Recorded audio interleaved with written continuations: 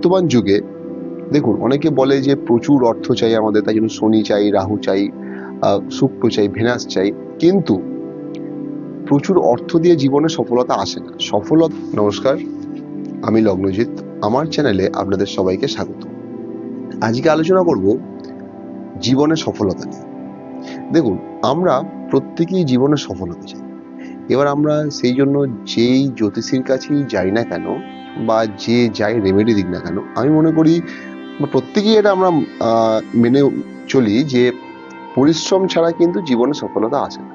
সে আপনার যদি ভাগ্য আপনার সাথে থাকে বা না থাকে, আপনাকে পরিশ্রম করতে হবে। কারণ শ্রীকৃষ্ণ নিজেই বলে গেছেন যে আপনি পরিশ্রম করুন, ফলের চিন্তা কিন্তু আপনাকে করতে হবে না। কিন্তু পরিশ্রম তো আমরা সবাই করি, এটা কমন জিনিস। কিন্তু পরিশ্রম করেও আমাদের কিন্তু জীবনে সফলতা অনেক ক্ষেত্রে আসে না। এটা কেন? এটা হচ্ছে আমাদের ভাগ্য, আমাদের ডেস্টিনি। আমাদের অ্যাস্ট্রোলজিক্যাল চার্টে এরকম কিছু কানেকশন হয়তো আছে যেগুলোর জন্য আমরা সফলতা পাচ্ছি। এবার এই বর্তমান যুগে দেখুন, অনেকে বলে যে প্রচুর অর্থ চাই আমাদের, তাই জন্য শনি চাই, রাহু চাই, শুক্র চাই, ভেনাস চাই।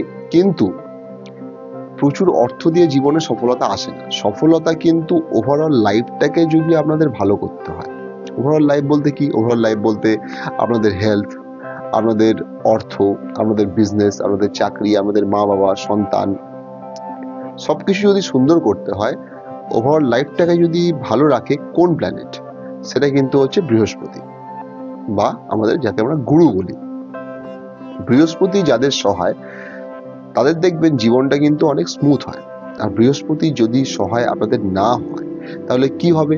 তাহলে হবে হচ্ছে আপনাদের কিন্তু যে ফিনান্সিয়াল কন্ডিশন সবার প্রথম আপনাদের ব্রেক করে যাবে। আপনাদের যে হেলথ হেলথ কিন্তু ক্রমশ মানে ডিটোরিয়েট হবে, প্রবলেম হবে হেলথে। কিরকম প্রবলেম হবে? আমাদের লিভারে খুব সমস্যা দেখা দেবে। এবার মেডিকেল ল্যাঙ্গুয়েজে লিভার হচ্ছে আমাদের power house of our body.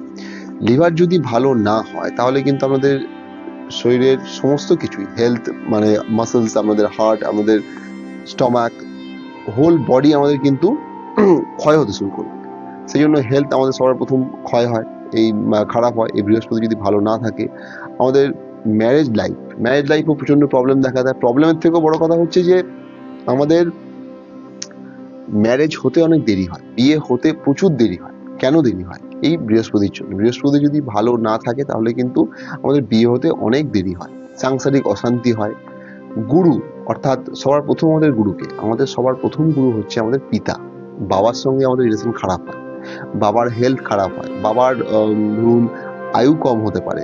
সেই সঙ্গে কি হতে পারে? সেই সঙ্গে আমাদের ধরুন যে টিচার, যার কাছে আমরা পড়াশোনা করি, বা যে কোনো কিছু আমরা শিখি, খেলাধুলা করি, সেখানে সব জায়গাতেই গুরু আছে।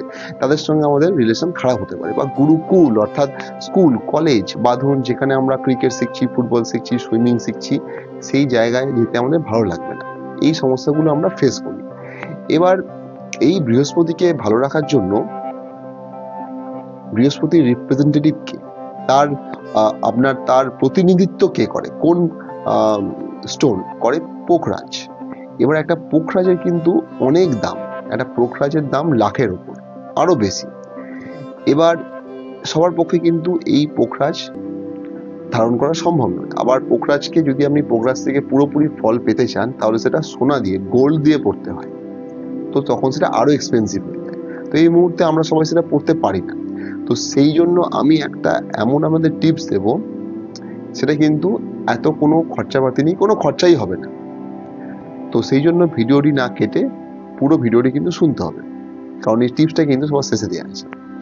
সেটা হচ্ছে, এই জন্য আমরা কি করতে হবে, কি বুধবার দিন, ঠিক আছে, বুধবার দিন আপনাদের কোনো বাড়ির আশেপাশে এমন কোনো কলা গাছের কাছে যেতে হবে যে কলা গাছে ফল হয়েছে, অর্থাৎ কলা হয়ে আছে।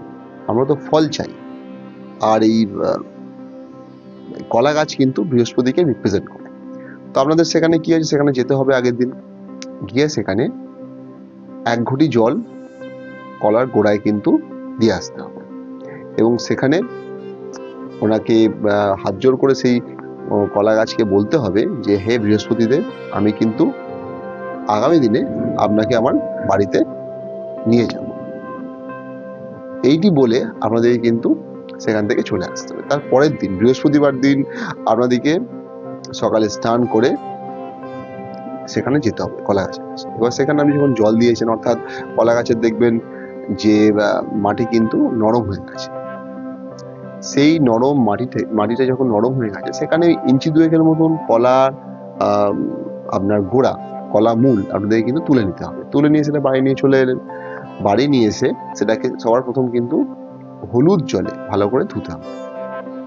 হলুদ জলে ভালো করে ধুয়ে সেটাকে আপনি নিজের ঠাকুর ঘরে বা যেখানে আপনারা পুজো করেন সেখানে ছোলার ডালের ওপর রাখবেন। কিসের ডালের ওপর? ছোলার ডালের ওপর। ছোলার ডালের ওপর রাখবেন। সেখানে পারলে এক ডজন কলা, এক ছোড়া কলা সেখানে রাখবেন। ধূপ ধুনো দিয়ে সেখানে বৃহস্পতি দেবের বীজ মন্ত্র 108 বার স্মরণ করবেন। কি এই বৃহস্পতি দেবের বীজ মন্ত্র? ওম হ্রিম বৃহস্পতায় নমঃ। আবার বলছি, ওম হ্রিম বৃহস্পতায় নমঃ। এই মন্ত্রটি কিন্তু আপনারা 108 বার জপ করবেন।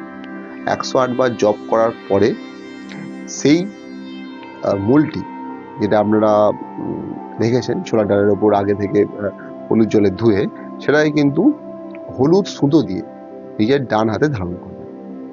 এটা ছেলে মেয়ে সবাই করতে পারে। এইটি করুন, এইটার সঙ্গে আপনারা পরিশ্রম করুন, তাহলে দেখবেন জীবনে সফলতা কিন্তু অবশ্যই আসবে। সেই সঙ্গে আমি যেটা বলি, সবসময় সৎ থাকার চেষ্টা করুন, সৎ হন, কারণ honesty is the best policy. সেই যদি না থাকে, অনেস্টি যদি আপনার ভেতর না থাকে, তাহলে কিন্তু জীবনে কখনো সফলতা আপনারা পাবেন না। আর একটা কথা বলে রাখি, এই যে আমি পদ্ধতি বা প্রসেসটি বললাম, এটা যদি করতে হয় তাহলে কিন্তু আপনাদের শুক্লপক্ষে এরকম কোনো বুধ বৃহস্পতিবারে কিন্তু করতে হবে। আরো ভালো হয় বৃহস্পতিবার দিন, অর্থাৎ যেদিন আপনি এই মূলটি ধারণ করবেন সেটা যেন বৃহস্পতির কোনো নক্ষত্র যদি হয়, যেমন যেমন পুনর্বসু, বিশাখা এবং পূর্ব ভাদ্রপদ, এই 3টি নক্ষত্রে যদি আপনারা ধারণ করতে পারেন শুক্লপক্ষে, তাহলে কিন্তু এর ফল আরো ভালো করে পাবেন। তো এই যে আমি প্রসেসটি বললাম, পদ্ধতিটি, এটাকে আপনারা করুন, সেই সঙ্গে পরিশ্রম করুন, সৎ থাকুন, আপনাদের জীবনে নিশ্চয়ই সফলতা একদিন আসবে। নমস্কার, ভালো থাকবেন। পরের প্রোগ্রামে আবার দেখা হবে।